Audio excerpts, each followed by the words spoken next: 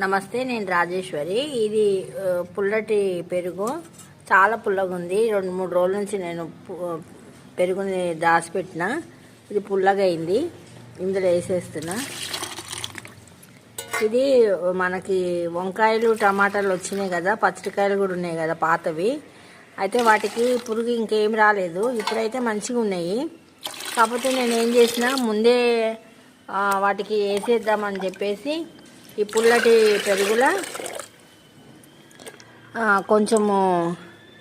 కొంచెం పసుపు, కొంచెం ఇంగువ వేసి ఈ ద్రావణం అయితే నేను ఇస్తాను. ఎందుకంటే ముందే వేసుకుంటే బెస్ట్ కదా. వచ్చినాక ఎట్లయినా వంకాయ చెట్లకు మనకి తెల్ల పురుగు అనేది వస్తుంది, మళ్ళీ మన పచ్చడికాయల చెట్లకు కూడా వస్తుంది. కొంచెం పసుపు అయితే వేసిన,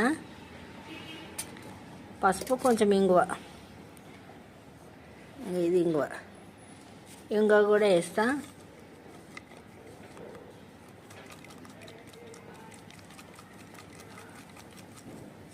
ఇంగువ కూడా వేసుకున్నా. ఇవి 2 కలుపుతా.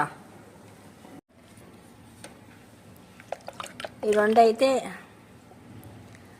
ఇవి 2 కలిపేస్తున్నా. మంచిగా మొత్తం కలిపేసుకొని పైన చల్లేస్తా. స్ప్రే బాటిల్లో పట్టదు, ఎందుకంటే మొత్తం ఈగడ కూడా ఉంది. ఇట్లా దీన్ని మళ్ళీ జల్లెడ పట్టాలన్నా కష్టమే. ఇట్లనే పోసేస్తా, పైన ఇట్లా చల్లేస్తా మగ్గుతోని. అప్పుడు కొంచెం ముందే రాకుండా ఉంటుంది అనేసి నేను చేస్తున్నా. 2 వంకాయ చెట్లు, 2 టమాటా చెట్లు అయితే మంచిగా అయినాయి. మన పచ్చడికాయల చెట్లు కూడా మంచిగా అయినాయి. ముందే వేసేసుకున్నాం అనుకో. మనకి ఇంత వంకాయ చెట్టు చూడండి,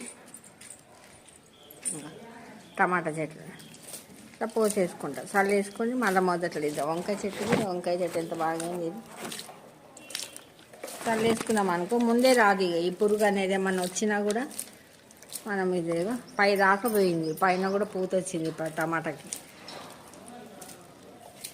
ముందే చేసుకున్నాం అనుకో, మనకి కొంచెం తొందరగా కాయలు కాయడానికైనా మళ్ళా చూసుకోకుండా. సరే, నేను 2 రోజులు అయితే కావాలనే నేను మన పెరుగుని మొత్తం పుల్లగా చేసుకున్నా. ఇట్లా చేద్దామని. ఇంకా ఇంట్లో కూడా వంకాయ చెట్టు మంచిగా అయింది. ఇది వంకాయ చెట్టు.